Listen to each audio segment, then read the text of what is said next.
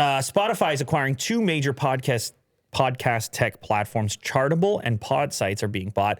We talked in the past a couple of times, I think, about Spotify's mission towards podcasts and the acquisition of high-profile podcasts and podcast networks, and not just acquisitions, but licensing deals.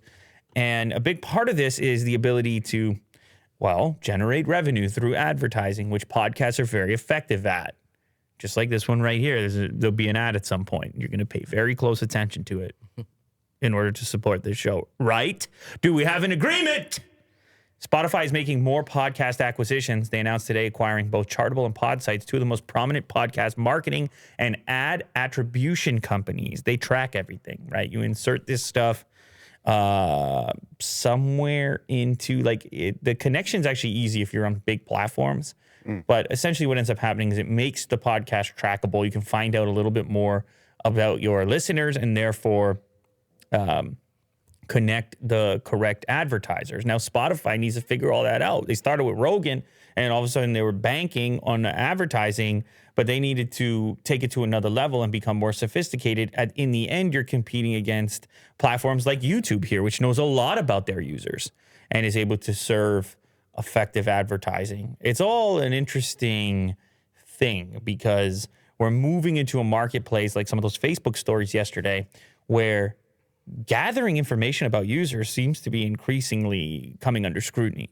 Any amount of information, especially third parties plugging into information from elsewhere. Right. Not trackable. Phones are warning you about these things, and companies are starting to take it seriously, and they seem to all have plans, the Googles and the Apples, of sort of shifting the way that works. But if you're Spotify and everything's happening on your platform and you're finding out sophisticated ways to track your users who are paying for your service, and by track, I mean, I suppose learn about your listening habits, simple demographic stuff, and so forth, they can really beef up their advertising offering when they go try to make these sales and say, you got to be on our network because everyone who listens to this podcast is this person who needs to buy this thing.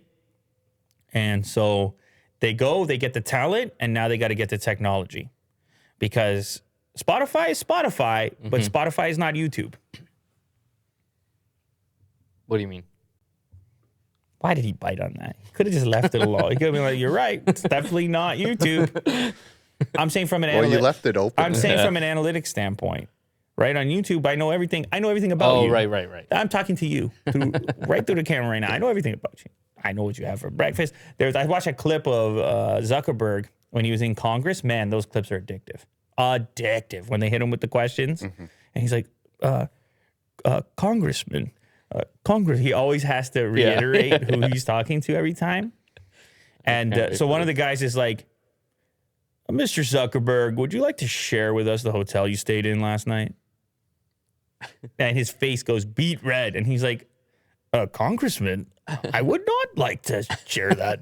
I turned into Yoda in public at the moment. And then the congressman's like, gotcha. They love it. They love to try and get that moment. But they're like, see, that's the problem. You're tracking me all the time. But it doesn't really, it's not a perfect correlation, but it does. People love to watch billionaires squirm a little bit. Sure. They just, but Zuckerberg doesn't want you to know which hotel he stayed in last night.